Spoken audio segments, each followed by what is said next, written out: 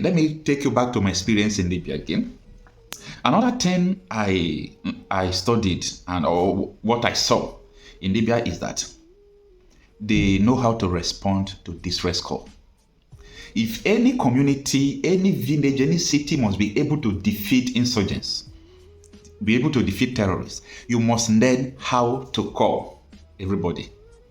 You must learn how to do what? Call everybody. While I was growing up, Catholic churches in rural areas, maybe in the town also used to do it.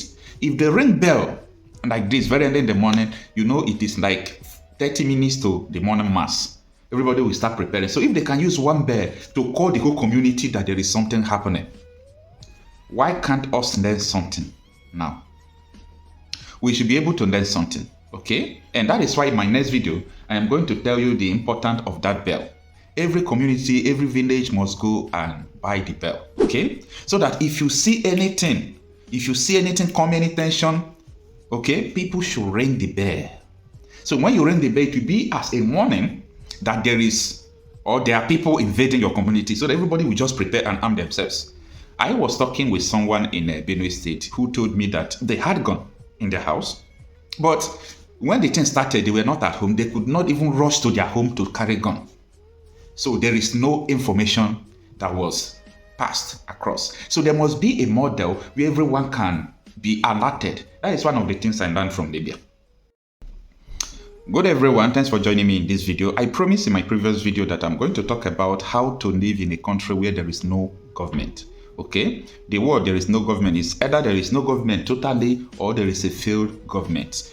So I said I want to share my experience with you on how I live in Libya. Okay, now Libya at that time was a country that there is no government at all, but there are so many questions I want to put forward, like how do they manage to sustain themselves without a government? First of all, I will admit that there are level of lawlessness in Libya, but that level of lawlessness is better than the level of the one we are having in Nigeria right now. And this is what I mean. At that time, when there is no government in Libya, you cannot invade someone's home. No, you can't. You can't come inside somebody's house. That day you will go and meet your creator. You cannot enter Libya.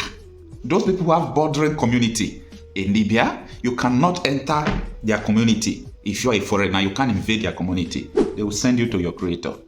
Now, at that time, everybody now have their own personal security because there was no government to secure them. So everybody, they were protecting their homes, they were protecting their environment, they were protecting, including people who also come to work for them. They were protecting everything by themselves. That time, you will not see a 7-year-old boy, 10-year-old boy without gun. It's either pistol or AK-47. Everybody now arm themselves. Now, another thing I realized that at that time, Libya was holding everybody, like people who are managing the oil companies, who are making sure that life will be easy for them, because that time fuel is equivalent to nothing when it comes to the price, okay? It's more or less free. And they were holding them responsible. Like, if you are Commissioner of Finance, you can't do shit.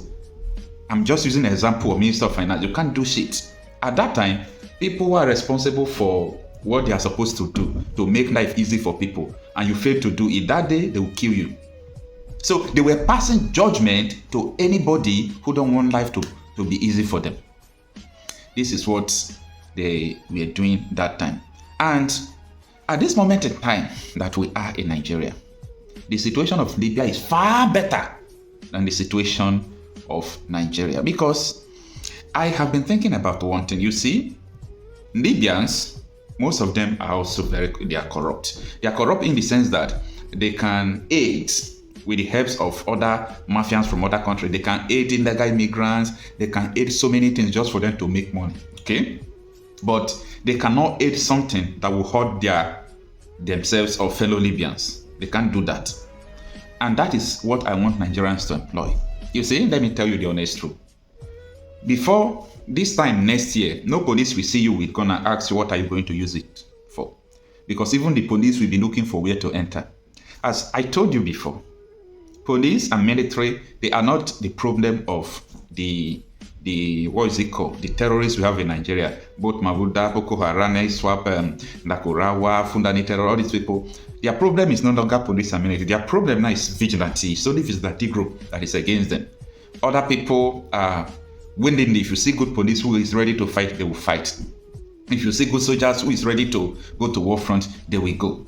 Is that the kind of place that you want to live freely for them to continue to protect you? No. We have come to a point in Nigeria where you must know that your life depends on you, your security depends on you, anything you want to do depends on you. If you have not come to conclusion about this in your mind, you are gone, you are far behind, and Nigeria will happen to you, and no one will mercy for you. Imagine you watching me, God forbid, that someone just step into your house now and shoot you. I mean your name, everything is gone.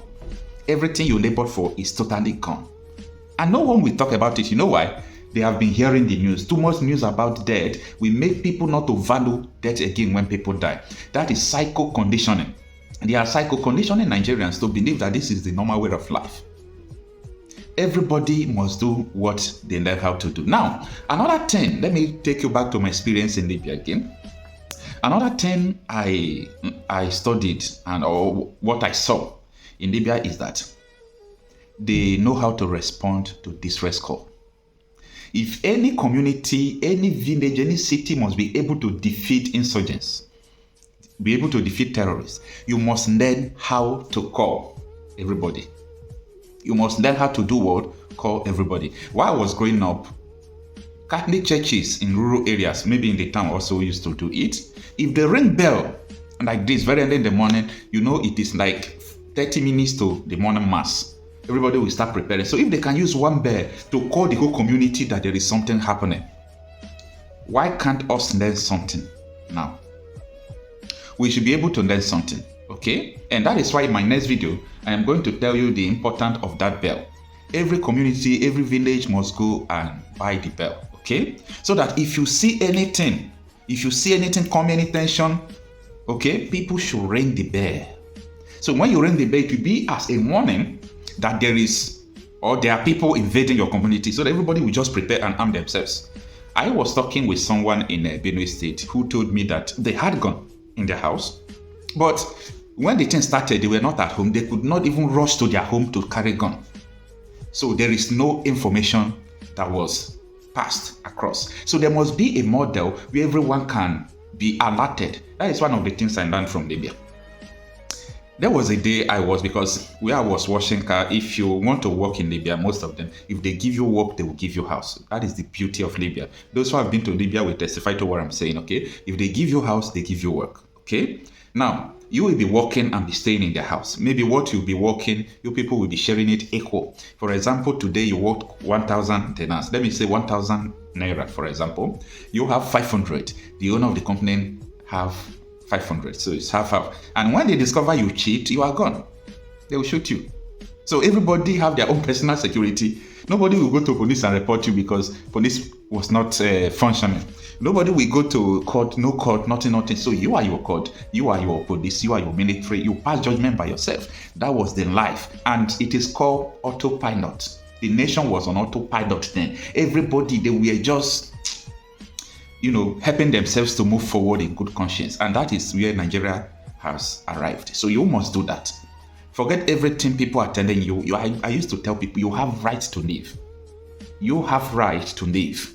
So you must be able to stand firm and protect yourself. Protect your community, protect your land. So now, let me share this story with you. So one day, because in Libya, every car wash has even a subway where you can wash under the car, not only washing under the car, where you can change filter, okay, that oil filter. So maybe after you must have finished washing car, you change the oil filter. It's part of car wash in Libya, unlike Nigeria, where you even come to wash car, people don't know how to wash engine and change oil and do all those. I mean the gear oil or the gear box oil. So that very day, I guess someone brought one form of Hilos. We call it Desert Warrior. It's a Toyota product. So they brought it to my shop, and I noticed that the thing was not that strong. Okay, so but I was thinking that maybe they did not tight it well. I never knew it was running out. Okay, so after changing the oil, And I tried fixing it very well. It still remains like that the way I met it. So I draw the attention of the owner and look at it. It seems this thing has spoiled. So he started provoking like, you are the one that spoiled it. You have to replace this whole car. I said, what do you mean? Wait a minute. So I just pick up my phone and call my, we call it Budi. That is someone who owns yoga, someone who owns the place. So I call the man, they know how to answer call. Before their phone ring, they're already there. So the man just drove and asked him, okay, what is going on? And one thing Libyans do is trust. They take you for a word. They trust you for everything you say because they have never seen lies in your mouth. And immediately they see lies in your mouth, they can't trust you again. You are gone and gone forever. So that is just their way of life. Now, so my Oga was trying to tell him, no. He said it was like this when you came, okay? Maybe it was the place you watched it before. No, this boy can't lie. Stop threatening him, okay? So he was trying to raise his voice. My Oga just carried his AK-47 from his boot. He started threatening him with gun, and he asked me to go inside the house. So I was like from inside watching the drama that do you know what the man did? I mean, the man that came to wash car. What he did was just to carry food. He spoke Arab. Oh, I'm here. They are threatening me. Look, they spoiled my car. No, he said they spoiled my car and they want to kill me because I'm talking. That was the language he spoke. Before he dropped the phone, 2 minutes is too much. It's about a minute and like 80 seconds. Let me just say 80 seconds. About 10 vehicles landed there. I mean 10 vehicles, everybody armed, fully armed. So the people that even came, they knew my Oga and he's the header. So they started talking and ironed the issue out. So that was where they now check it very well. They realized that the thing went out. So they asked the man where to buy it. They took him, they went to buy the new one. It was so expensive. They bought the parts and they fixed it back. They did everything, and my Oga said, don't mind them. That is the way they do. And the following day, again, the man still brought another motor. So the way of their life is that they don't keep something in mind. That day has passed and it has passed forever. I'm sharing this story not because of anything, but because of how to respond to distress calls. Nigerians must learn how to respond to distress calls. So maybe in my next video, I'll still talk about the strategy of making sure that there will be a model of communication. That if you ring this bell, if you do something, every community will be alert. And people should not misuse it. Because if it is bell, for example, if you ring bell, the whole community should know that there is an attack. If people continue to misuse it, ring the bell anyhow, nobody will understand, okay? Nobody will understand. And such a thing and many other things are the things I learned from Libya, okay? A country where there is no government, where people are their security. You can invade into any crime committed in that country. It's Libyans that committed it, okay? And there are so many Nigerians, Gambians, other Africans in Libya who are trapped in Libya, not people who are in transit, maybe going to cross the Mediterranean and so. Many people were trapped in that Libya. And a lot of guys they brought with trafficking. Some of them, they are doing prostitution and so on and so forth. Any place you see like that, it is a Libyan who allowed that to be, and he's benefiting from that. If not, they will not allow it. There is nothing they don't want that is happening in their country. That is the way Nigeria is supposed to be. Because now, there is no government, okay? You said that you argue with your keyboard or not. There is no government in Nigeria. So since there is no government in Nigeria, we should employ the Libya's model. Everybody, each community must turn to court. When I mean court, I don't mean secret court, an open court. I mean court like society. Each community must form a society where they practice model of defense. This is where we are going now. If you like, don't take what I'm saying serious, okay? This is where we are going. No, people in the metropolitan area, in the urban area, they don't know. Or most of them are hearing and seeing what is happening. But people from the villages must learn how. If you know how to shoot arrow, people who know how to shoot gun, you people should gather and practice the mode of communication and defense. You will finish, even though it's Boko Haram, you will finish them. You will finish them. So we should not allow invaders into our territories, invaders into our community, and so on and so forth. So these are the things that we must employ. Very, very important. Very, very important. So there are so many things and so many ways. I'm not a security expert. I'm just saying based on my experience that have lived in a country where there is no government, and they survived. So Nigeria don't have government. If you are an APC man or a politician and you're upset with what I'm saying, it's none of my business. It's your cup of tea, it's your headache, it's not my headache. Nigeria don't have government. Because maybe you yourself don't know the meaning of government. Like I used to tell Nigerians that they don't know the meaning of citizenship. Because when you are a citizen of a country, you enjoy rights. Once you lose your right, you are no longer a citizen. So Nigerians have lost their citizenship in their country. And that is why I am encouraging everyone to seek for self-determination, to have your own country that will be able to protect you, that will be able to protect your family, that will be able to protect everything you can think about. They can't protect your land. People are grabbing your land, destroying everything you have. They can't protect your properties. People are burning your house. They can't protect you yourself. Anyway, it is what it is. No matter what we say, it will not stop this agenda. No government in Nigeria. If you like, bring angel to Aso Rock.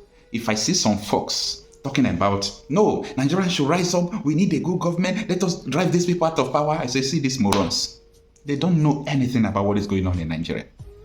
They don't know. When I started talking about this last year, I started talking about this because I have seen enough, I have experienced enough. I have a lot of documents. I've already passed through a lot of documents. I read them. I said, oh no, this is where this country is going. And I started telling people, not the ones we won under Buhari. I started telling people, this is the destination of this country. This is the destination of this country. If we did not stop all these things, this country is turning to zero. I listened to so many retired generals, retired head of intelligence agents. Everything I had in my thought is the same thing they saw. Their own is not out of experience and studying, okay? Their own is what they saw while in office. There is a great plan, a very, very great plan to make sure that Nigeria, time to come, they will rename the name of this country, okay? There is a very big plan to Islamize this country, a very big plan to Islamize Nigeria, and no one can stop it. Only thing that can stop it is if you're able to separate your country from this ongoing trend. Okay, Nigeria has been mapped out for Islamization. Nigeria has been mapped out for destruction. So it's unfortunate. These are, maybe if I remember some things again, I will share with you about my experiences, or my experience, that I got in Libya. But for now, let me know what you think on the comment section.